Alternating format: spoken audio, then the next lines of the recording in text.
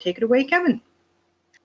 Great. Well, thank you so much, Lynn and Amber and the International Bullying Prevention Association for putting together this webinar series and for inviting me to be a part of it. And thanks to all of you. I see that there's over 60 people from around the world joining this webinar. Maybe more will join, and I hope you find our time together useful. So let's see. For today, I wanted to talk about how hate speech complicates our understanding of bullying. So the way I wanted to approach the webinar is to kind of divide it into two parts. So part one will be where I'll talk about the power of speech to injure. And I'm going to focus a lot on research on hate speech. Hate speech, as we talk about it in the US, because I know that there are people from around the world joining the webinar. The way we often talk about hate speech is speech that has the capacity to injure because it functions as a form of injustice or oppression. Right, so hate speech as a tool of racism is a racist act that is carried out through speech, right? So speech that has the power to injure because it functions as a form of injustice. I kind of want to talk a little bit about that, that body of research and how it helps us to understand harm and injury and injustice. And then I'll pause to see if there are a few questions, and then I'll launch into part two, where I'll see what we can glean from this research on hate speech to complicate our understanding of bullying. And mainly what I want to try to do is get at what is the cause of harm, right? How does the research on hate speech help us think differently about the cause of harm, or the in their language, the originator of harm, and then how that might apply to our approach to kind of remedying bullying in and outside of schools, all right? And then I'll hopefully finish well before an hour, but you know, I'll try to watch the time and leave time for questions and answers. So let's dive into part one. So understanding the power of speech. And so I'm not going to talk too much about bullying, cyberbullying, but I did want to kind of mention that in this context today, where so much of our lives are spent online, so much of socializing, so much of communication is spent online, we also see other kind of problems that exist in face-to-face interactions emerging in this virtual world, and it can take on different forms. So bullying exists online, as many of us know. We often call it cyberbullying or online bullying. And one of the things that cyberbullying does is it helps us to complicate how we think about bullying, right? The technology-mediated contexts of the online world, of virtual worlds, can expand what bullying looks like, right? It can expand how bullying is deployed, how bullying is received, how bullying is observed, and even how bullying is prevented, right? So bullying and how we address it can look differently in kind of online context. And in particular, the reason I bring this up is because cyberbullying helps us to think about how we can deploy language in different ways to harm, right? Cyberbullying, we use language, as many of us who study kind of online worlds know, we use language differently. We present ourselves differently, we speak differently when we're online. And so it forces us to think about how we differently use language, and therefore how the different uses of language can enable different ways of harming. Okay, so it expands our understanding of bullying. However, one of the problems that I see in conversations about cyberbullying and bullying in general is that we are still individualizing the problem. We're individualizing the problem. In other words, we are still targeting the act of bullying and the actor, the perpetrator of bullying, as individual acts without often giving enough attention to the system that gives such acts power or force, right? And so that being the case, this is why I wanted to look at the research on the power of speech to injure, and I want to draw on legal and rhetorical analyses of hate speech to see if it can kind of help us think about how we're deploying language in different ways, and how that deployment actually requires that we look at systems and not just at individuals. So that was a lot of jargon. Let me try to give some examples now and see if I can flesh some of this out. So I, of course, work in the world of education, and so a lot of my research and interests focus on how we teach and learn and interact with one another in classrooms. So I want to draw a little bit on how we talk about hate speech in classrooms. And I want to begin with some of the arguments that people make around hate speech that actually functions to protect hate speech and to censor critical speech, or speech that's critical of hate speech. So for example, there are some people who say, you know, we shouldn't be censoring, you know, everyone should be able to say what they believe, right? If you call my words hate speech, then you're censoring me, and that's like going against my freedom of speech. Okay, so those kinds of arguments around freedom of speech can sometimes be used to actually protect hate speech, right? It's actually saying everyone should be able to say anything, right? This is a democracy, freedom of speech. Okay, well, I wanted to try to tackle three main ways that I'm hearing people use language around freedom of speech to actually protect hate speech. And then I'm going to come back and say why I don't think freedom of speech is actually the same thing as protecting hate speech. Freedom to speak, the free speech, is not everyone can say anything, right? And all speech is equal. And so I'm going to come back to why I believe that in a few moments. But let's talk a little bit about arguments that people use that conflates hate speech with free speech. So one is a political argument, right? And this is when people are basically saying that all sides should have equal voice in a democracy. Okay, so a political argument really is an argument around democracy. That in a democracy, everyone should be able to say what they believe, right? All sides should have equal voice. There's a pedagogical argument that people sometimes make as well, which is that all learners need to self-disclose and then process all sides rationally. So those of you who work in education, you've probably heard this argument quite a lot, right? That we shouldn't hold back what we feel. We need to put all things on the table, and we need to work through all the different ideas, right? Everyone needs to say what they believe and be challenged and be questioned, and right, as if that disclosure enables learning, right? So it's a pedagogical argument that sometimes people make around speech. There's a third kind of argument that people make around that conflates free speech and hate speech. And this would be an argument that is an ontological argument, right? And many of us have probably heard people say things like, well, if I cannot express myself, then I cannot be me.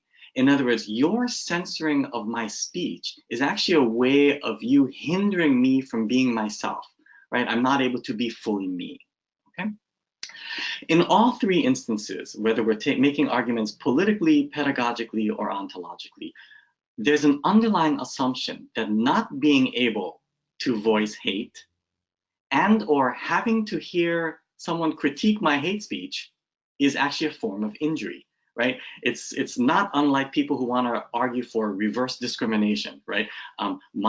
You saying that I cannot say what I really believe is a form of injury, right? Is basically the underlying message in these three instances of how we conflate hate speech and free speech. Okay. Oops. Yes, so let me now try to trouble these arguments by drawing a little bit more on the research from legal studies and rhetorical studies about speech, right? And so I want to try to make an argument that, as many have made, that speech can actually vary in function and it can vary in meaning and impact, right? And this will help us to then differentiate free speech from hate speech, all right? So let me talk a little bit about how speech can vary in function. So there's at least 4 ways that we've talked about how speech functions, right? Speech doesn't always carry or work in the same way. Language doesn't always have the same function. We don't always use the language in the same way. So here are at least 4 ways that we use speech and language. One is as a form of representation, right? This is how we most commonly think about speech, that it is a way for me to transmit my ideas to you. And in this instance, we think that language is somehow transparent, that language is communicative, right? Language represents my ideas, okay? However, we don't always use language as a form of communication. We don't always think of it as transparent. So provocation would be a second way to think about speech, right?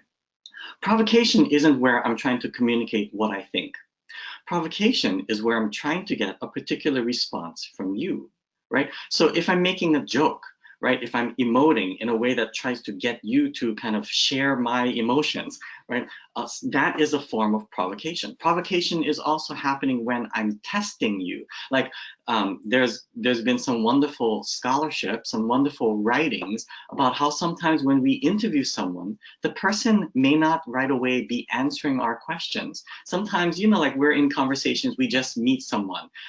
Can't we all think of examples of when the first few things we say, we're saying it as a way to kind of gauge whether this person is trustworthy or is on my side. In other words, I'll say something and watch how they respond, right? Maybe not really conveying what I think, but more to provoke a certain kinds of response from them, right? And then based on how they respond, that's going to influence the way that I continue to talk. So speech can be a form of provocation, right? Speech can also be a performance. A performance is where I'm not speaking as if I'm me, I'm speaking as if I'm someone else, right? I'm putting on another role. And in education, we see this all the time where students, when they do assessments, like when they take an exam, they may not always be writing, you know, as a form of representation. In other words, they may not always be writing what they actually believe. Sometimes they're writing what they think they're supposed to say to get the A, which means that their writing is actually a performance, right? And then finally, language can function as a performative. A performative is where speech constitutes who I am, right? And so a great example would be some of the work of Judith Butler, who talks about how, you know, gender is a construct. We're constantly, you're not essentially a girl, right? A society makes you into a girl in the way that it understands girlhood or girlness. And so when a doctor looks at you and you're born and the doctor says it's a girl, that is only the first of many instances of where language and kind of culture constructs us into a particular gendered way of being, right? So language can be constitutive, language can be constructive. Okay? And what I want to kind of point out is that in the US, in the United States, law does actually prohibit many instances of speech in these different forms. The law does prohibit speech as representational, like you cannot lie in court, for example, right? That's the law recognizing that speech can be representational. The law does prohibit certain kinds of speech as provocation. You cannot yell fire in a crowded movie theater, or you could be charged with kind of, you know, causing civil disturbance, right? Or things like that. Slander would be another way that speech as provocation can be regulated by law. It even can prohibit or protect certain kinds of performances. So when I'm whistleblowing, for example, that is in many ways protected or supposed to be under the law, right? And it even can protect certain kinds of performatives. So under the Bill Clinton administration, when we had the so-called don't ask, don't tell policy in the military, right? It was the policy that you can serve in the military and we won't ask if you're gay, but then don't tell us if we're gay and then we won't kick you out if you are, right? It's this really problematic policy that basically is hinged on the idea that that saying I'm queer is actually a constitutive act. It's a performative, and it was recognized in that sense by law. Where law falls short in the US, and why I'm going into this long description of law, is that it often focuses on speech as individual acts, right? As the acts of individuals. And so let me now try to complicate this by arguing that speech, however, is not merely the acts of individuals. And this is going to help me make the second argument that I want to make, which is that speech can vary in meaning and impact. Okay, so how do I want to make this argument? Well, the language can vary depending on the context in which it is used, right? This might date myself, but when I was growing up in high school, we sometimes would use the word bad to mean good, right? Hopefully many of you will be like, yes, I remember that. Like if you went to see a movie and you really like the movie, sometimes you're like, someone says, hey, how was that movie? You're like, oh, that movie was bad, which kind of means, which is your way of saying that, oh, I really like the movie. The movie was really good, right? Bad can actually mean good. All right, so my point in that example, right, is that language does not have essential meaning. There isn't meaning embedded in this thing where several letters are put together, and it's always going to have that meaning no matter what context you're in. That isn't actually how speech works. How speech works and how language works is that words have meanings and phrases have meanings because they cite particular discursive histories. They cite how that word or phrase has been used over time within a particular community, right? It's why in different times or in different communities, that word can actually have different meanings. So in the same time in my life, right, when I was saying to a friend that movie was really bad and I meant it was good, I could be talking to my teacher in 5 minutes later and use the word bad to mean bad, right? It can actually, the same word, different meaning in the same kind of historical moment, but different meaning because it's citing different, what we would call discursive histories, how it's been used in different contexts, okay? Well, this means that the impact can also vary, right? It can vary depending on the context we find ourselves in. So an example, the phrase, that's so gay, right? That's so gay is often used as a negative thing, right? You don't like, especially with younger people, although not only, right? We see it in the media all the time. When someone doesn't like something, like, oh, that television show was really bad. Sometimes we'll be like, oh, that show was so gay, right? As if that's a bad thing. Okay, well, that has meaning because it cites how gayness is often equated with something very negative, right? But we also can understand that in different contexts, especially if you're a gay person surrounded by other gay people, the phrase "that's so gay" can actually be a very humorous and playful thing, right? Like if I'm wearing an outfit, like my beautiful Hawaiian shirt, by the way, if I'm wearing this outfit and I'm with a bunch of friends and we all love the outfit, someone might say, oh, Kevin, that shirt is so gay, as a way of saying that it's a really nice shirt. So I don't know if that's a example you can all resonate with. But my point is that in different contexts, phrases can have different emotional or political impact, right? It can be empowering, it can be humorous, it can be hurtful, it can be denigrating, depending on the discursive histories and power relations that are cited in that moment. In other words, the impact of language can vary because of the power relations in play in both the discursive histories being cited and the particular speech event in which that citation occurs, okay?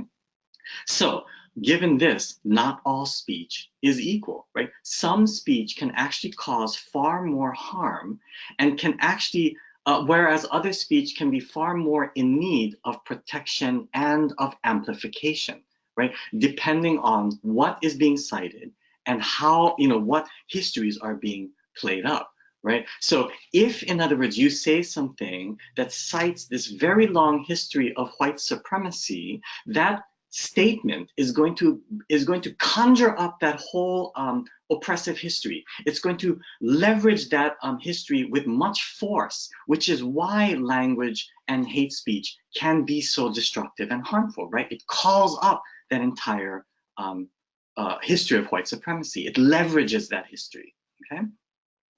So even in a shared discourse community, just to make a side note, meaning and impact can vary because of the listener, right? So in other words, even if I'm with a group of friends talking, they might and I'm sort of citing a history of how we use the term bad, they might all still interpret me a little bit differently because they're all listening through different lenses, right? So going back to my example about That's So Gay, there's a lot of research within queer studies, gender studies, sexuality studies that argues that the act of coming out as gay, right, this self-disclosing my sexual orientation, can actually mean different things to different people.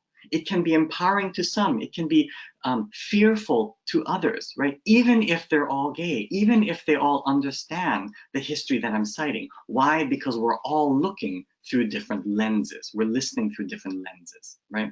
So all of these things can impact meaning and can influence the meaning and the impact of language, right? The discursive histories, the power relations, the particular context of the speech event, and the lenses of the listener, okay?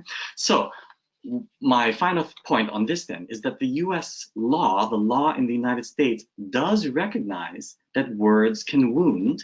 It recognizes that words can be harmful and injurious. It can injure. But where law falls short is that it presumes that the originator of the meaning and the originator of the impact is the speaker, right? In other words, who causes harm? Well, it's whoever says the bad word. And what's the harmfulness that they're using? It's the words themselves. And so what the law tries to do is it tries to either silence certain kinds of speech in order to prevent harm, or it punishes the speaker if that harm and speech has occurred, right? And so I'm thinking about wonderful scholars like Mari Matsuda, right, who basically argues that therefore, if we were to recognize what gives speech meaning and impact, law cannot simply target censorship and punishment. It cannot simply focus on the individual as the originator of meaning. What law actually needs to do is tackle power relations. It needs to tackle the oppressive histories that language is citing. Okay. The power of speech to injure. Let me pause and see, I'll turn to Lynn to see if there's any questions that people have about this part before I go on to applying the power of speech to bullying. To bullying. Sure. Thanks, Kevin. I have a couple people with their hand raised, so I'll try Gertrude. I'll turn on your microphone and see if this works for you to ask the question directly. 1 second.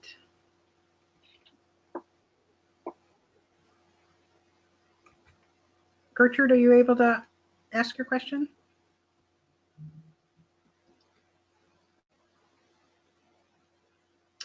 It is not working. Okay, so the best bet would be to have you, it's probably because of the number, we have 90 people on the call. So go ahead and enter your question, Gertrude, in the question box.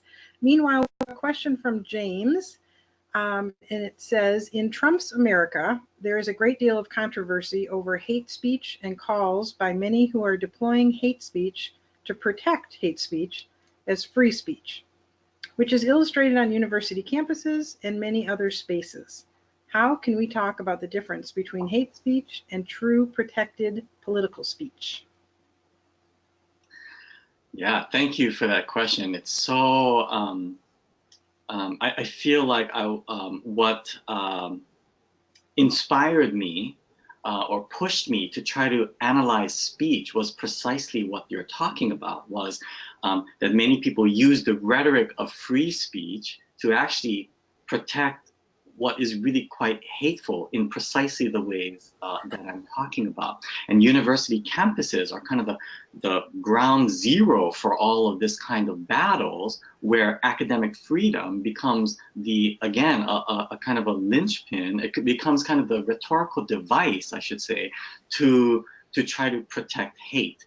And so I think one of the ways that we need to tackle this conflation of hate speech, free speech, or the kind of this muddling of what we actually mean by academic freedom, though I think the ways that we tackle that is we get people to understand, right, that what gives speech meaning and power and force, right? That it's not simply the case that all speech is equal, that all speech is simply representational, that all speech needs to be able to be aired in order for democracy and learning to happen, right? Because that's actually not the case. Learning can actually be thwarted by certain kinds of speech. In other words, when someone voices hate speech, it might actually silence all the other people in the room who are being hurt by that hate, right? So it's not the case that learning is facilitated when anyone can say anything that they believe, and so too with democracy. Democracy doesn't actually flourish by everyone being able to say everything and held completely unaccountable to the impact of their speech.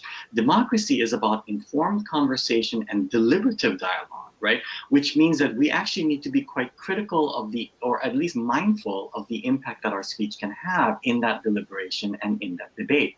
So having the ability to speak without having being held accountable for thinking about and talking about the histories we're drawing on, the power relations we're benefiting from, the impact that our speech is having, right? Those are all things that have to be part of conversations around speech. We cannot simply be treating speech as merely representational and as merely kind of a free-for-all, right? When we talk about speech, we need to be talking about these other things. What's being cited, what's the power relations at play, and perhaps also most importantly, how that speech impacts either democracy or learning. And I think that's where, just my final thought on this, I think that's where a lot of universities fall short, is in trying to come up with policies around freedom of speech. The emphasis is just like the US law, right? It focuses on speech as individual speech acts. It focuses on harm as if it originates in the speaker, right? And I think that that's actually missing what makes speech, what gives speech the power to injure, and therefore we actually end up working against our own goals. Those of us who are trying to come up with better speech policies, we work against our own goals when we impoverish our understanding of what gives speech the power to injure.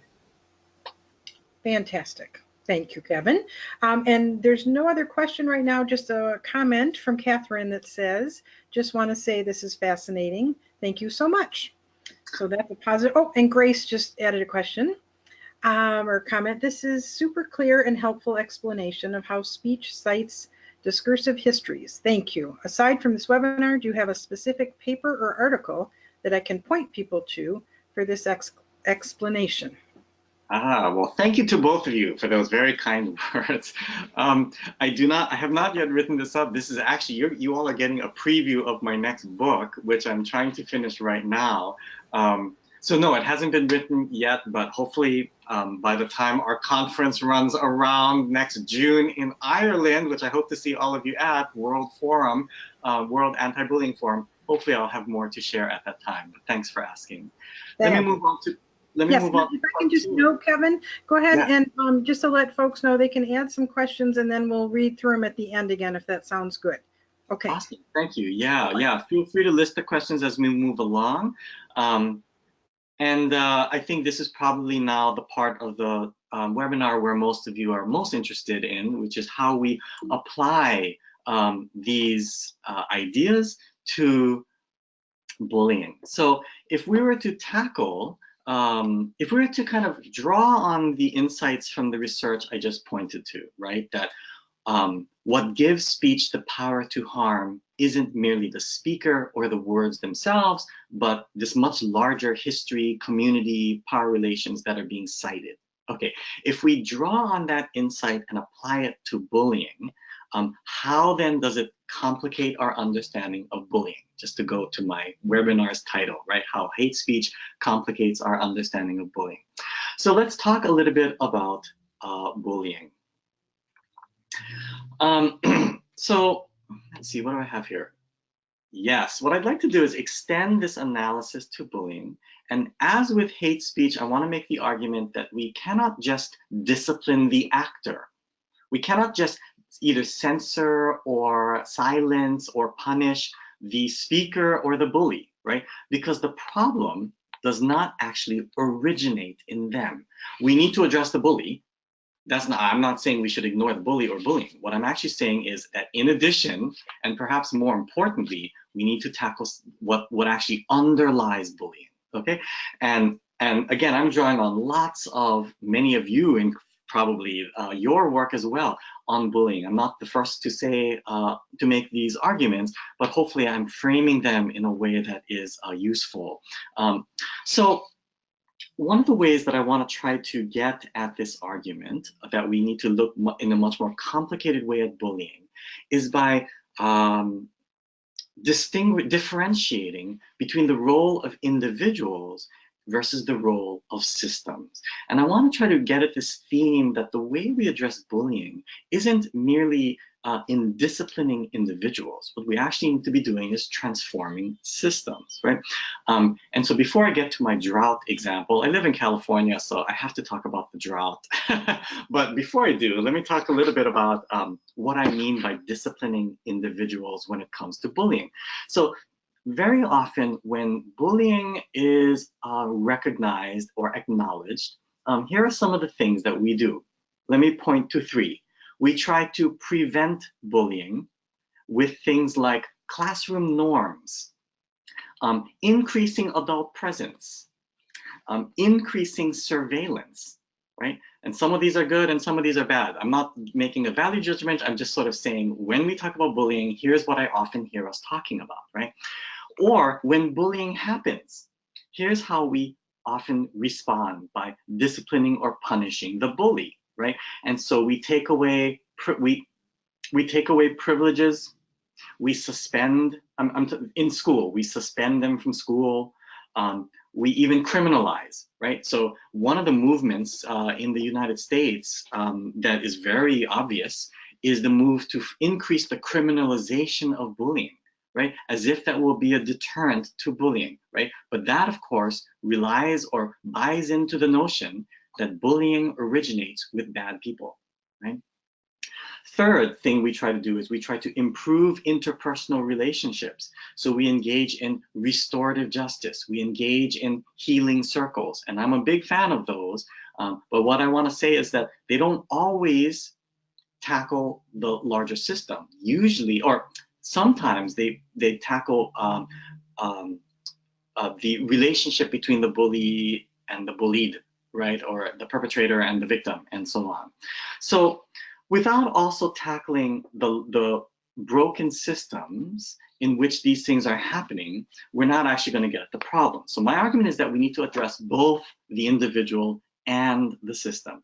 And so I'm going to talk about how I think we need to do that, but let me now give a couple of other examples that aren't about bullying, but I want to try to give some examples that further illustrate the distinction between disciplining individuals versus transforming systems. So here's my drought example, because I'm in California and we have a historic drought, right? No water in California. So often when we talk about the drought in California, we talk about how we all need to take shorter showers. And we need to like stop washing our cars all the time, and we need to stop watering the lawn all the time. And now you see signs on people's lawns that say brown is beautiful, because we're not watering our grass, so it's turning brown. Okay, so the point is, right, that we need to the rhetoric around the drought in California is that we need to reduce individual consumption. Okay, what's the problem? The problem is that individual household consumption accounts for a very small percentage of water usage in California. That if you were to actually look at what accounts for the massive amount of water being used in California, it's not individual households. It's things like agriculture, it's capitalism, it's transportation, right? In other words, we could all stop showering altogether, and it's not actually going to make much of a dent, I would argue, in the water problem of California, right? Disciplining individuals actually obscures, it detracts from the much larger broken system. And same with the blaming of teachers, right? There's a lot of rhetoric that says schools are failing in the US. And why are they failing? Because of all these horrible teachers. So what's the solution? We need to fire all the bad teachers. Well, what's the problem with that analysis? Well, that or conclusion. The problem with that conclusion is it doesn't recognize that schools were never set up to serve all students, right? We created schools in the US for only the most elite, and as we were forced to integrate more and more, we just came up with more and more ways to divide and sort them, right? So the fact that the masses are failing in schools isn't a sign that schools are equal playing fields and you just have a whole bunch of bad teachers in there. No, it's actually a sign that schools are doing precisely what they were set up to do, right? Which is to enable the few to succeed and to really push the masses towards failure. Schools were set up as sorting mechanisms. They're just doing it very, very well, right? That's what we actually need to be talking about. We need to be talking about the systems, right? Not simply blaming individuals as if there's nothing wrong with the larger system. So let's then apply this to bullying. So when I think about the system, I think of many in other words, what are some of the contributing factors? What are some of the things that help us understand why people bully? And so let me give 3 of many examples. So one would be what scholars call hegemonic or kind of dominant forms of masculinity, right?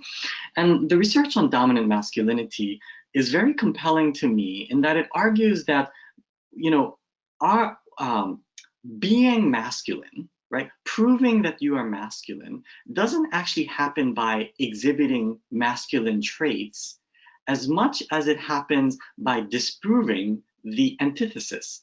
In other words, what a lot of scholars have argued is that the way you prove that you are masculine is that you disprove that you are not masculine. I know that that sounds really weird, but it's why masculinity goes hand in hand with attacking femininity, with attacking queer sexuality, with attacking any form of weakness, because that's one way that we prove that we're masculine. It's what R.W. Connell and other scholars have argued, Michael Kimmel, right, is that masculinity is this kind of ongoing display of that which we are not. Right? It's this ongoing proving of something which we're not. It's why it's always unattainable, right? For that reason. In that sense, masculinity demands violence, right? Now, or at least hegemonic masculinity. There are many forms of masculinity out there, although what scholars would argue is that many of those forms similarly do demand violence, right? Now, there's another, speaking of violence, there's another thing that we want to acknowledge is that many people who are bullies were themselves bullied or abused before, right? So this is what we often call the cycle of violence, right? And so again, if you simply say that the bully is being a bad person and we need to stop them from bullying and we need to punish them when they bully, but we never actually address what pushes them to bully in the first place, right? The fact that they have been traumatized, the fact that that trauma has never been worked through, the fact that we're not addressing violence around the world, well, then we're actually not getting at the root problem. We're not actually getting at what's causing the bullying. And so we're simply suppressing violence that might erupt later on in even more violent ways, right? And then what we might call the normalizing of hate is a third kind of factor that we want to be thinking about, right? So here I think about both the political attacks on differences as well as the cultural attacks on differences. Political attacks meaning by, I'm in the United States right now. There's a lot of kind of high-ranking politicians that voice hate a lot, right? And this both echoes and is echoed by kind of pop culture, media, news, all of that, right? And so we see the attacks on Muslims, on refugees, on transgender people, on people with disabilities, on people who are overweight, and so on and so forth, right? And all these attacks, right, become so normalized that we could argue that there is this normalizing of hate that is happening at both the political and the cultural levels, right? And this then is also contributing to bullying, right? Who do we target? Not just how, right, but also whom, right, needs to be understood within these larger contexts. So my point is that we need to be connecting the dots. We need to be addressing these larger problems. And so this then gets to kind of a final example that I want to point to, and then I'll pause for more questions. So in the United States, there's renewed attention to mass shootings on school grounds, right? Mass shootings outside of schools as well, but there's a renewed attention within the last few years of mass shootings that happen on school grounds.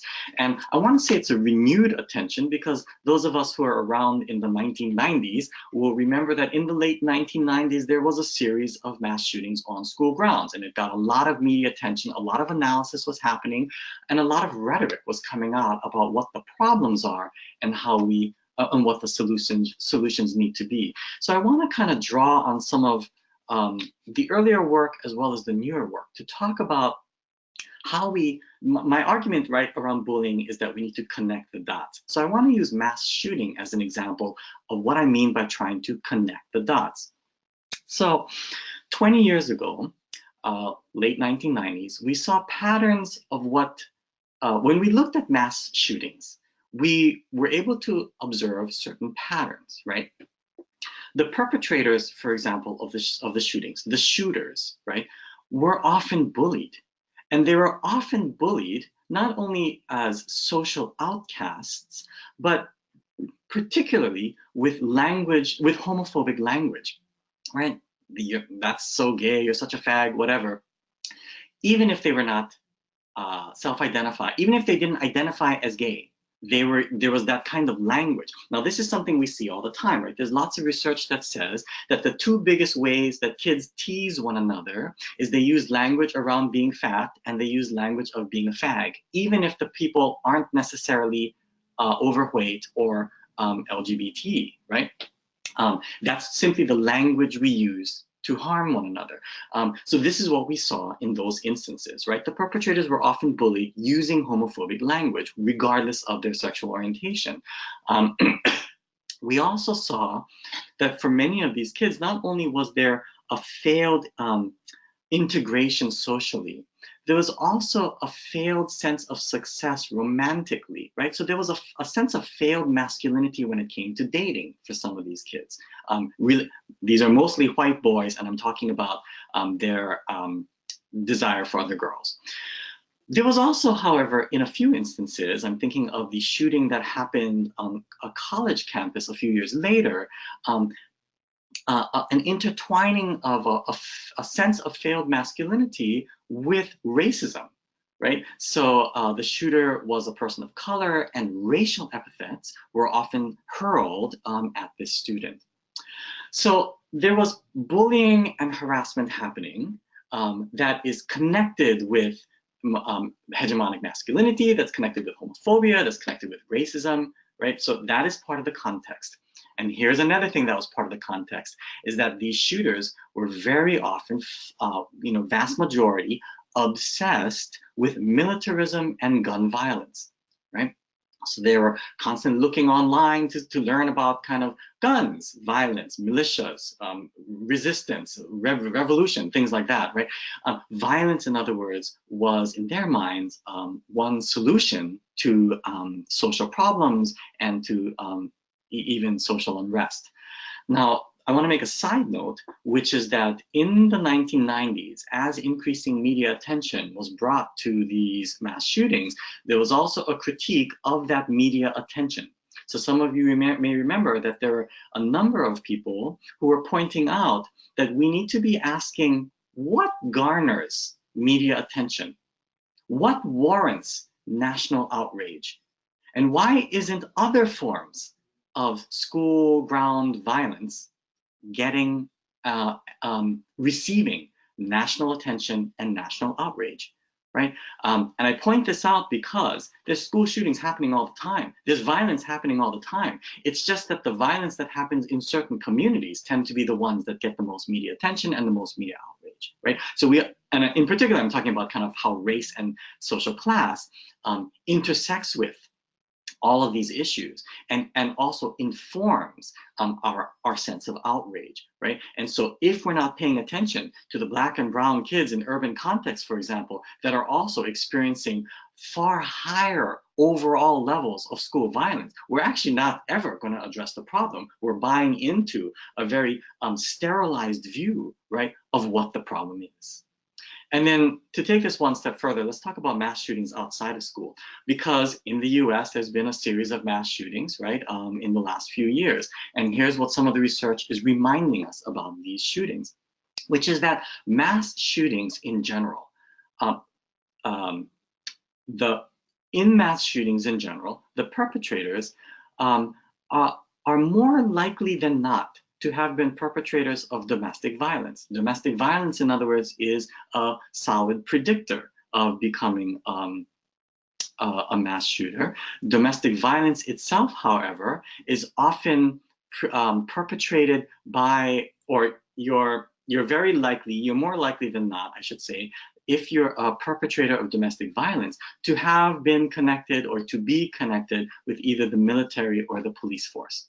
Now, I'm not saying that people in the military and police force are naturally more violent. What I am trying to say is that there's a culture of militarism and policing, right, that cannot be disentangled from the view that violence is one form of solution. There is something going on here that we need to dive into, is my point, right? We need to understand these connections. Let's further complicate it, though. It's also the case that laws permit having guns. It's also the case that there's rampant state-sanctioned violence against communities, such as through policing, which is why Black Lives Matter emerged, right? It's also the case that we have violence-saturated cultures, right, such as through the media.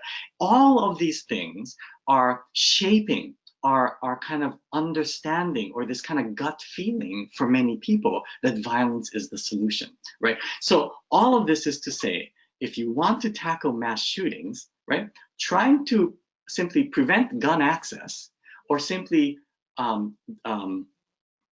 punishing those who, and locking away those who perpetrate violence, is actually not getting at the much deeper underlying problem that both permeates and endures in our society, right? Which are all these other things I just pointed to: cultural elements, institutional elements, elements of ideology, elements of identity, legacies of racism, right? That's sort of what I mean by connecting the dots. If we want to address gun violence and mass shootings, we actually need to be addressing all these different pieces of the puzzle, and then same with bullying. If we want to address bullying, we need to be connecting the dots and addressing the larger system. All right, so these then are some of the questions and insights, but also challenges that I urge us to grapple with as we engage in this important work. And I hope that this webinar and presentation helps in that effort. Let me, before I open up for questions, make one final reminder that the webinar series that you're seeing, that this is a part of, is building up to the World Anti-Bullying Forum in Ireland in early June. And I and many people, including some that I see on this webinar, will be there. And I hope that many of you will consider joining us, or other events that the IBPA is putting on. And I hope to see you there. All right, let me pause and see if there are questions. Absolutely. Thank you so much, Kevin. Here's a couple that have been entered in, and if anybody has more, go ahead and put those into your questions box. Patricia noted, John Powell writes quite eloquently and clearly about hate speech versus free speech, so she's offering info to others. And then she also noted another related resource is Bully Nation, How the American Establishment Creates a Bullying Society. And Jacqueline has noted highlighting the need to have more conversations about bullying in our schools, creating a telling school. Looking forward to hearing more in Dublin next year. Great, thank you. And then Patricia also made a note, I would love to use this webinar with my students. Will this be available to access in the future? So Patricia, the recording of this will be posted on wabf2019.com as a resource for the upcoming World Anti-Bullying Forum. So to answer that question, that will be there in a few weeks on the website for the conference. So you can refer to it. Any other questions that people would like to ask? Let's see. Oh, Patty is asking, where does racism come into play when most school shooters are white coming from a small isolated community? Yeah, so I'll offer a few thoughts, and then hopefully this is getting at the question you're asking. But thank you by the way, to all of you for your I love the resources that are being pointed to, as well as the kind words. So thank you for your responses. Yeah, so what I was trying to say, if you're asking what I was trying to say about where racism plays in on the mass shootings, what I was trying to say was that the media back in the 1990s was implying that all of a sudden there's all this violence happening on school grounds, right?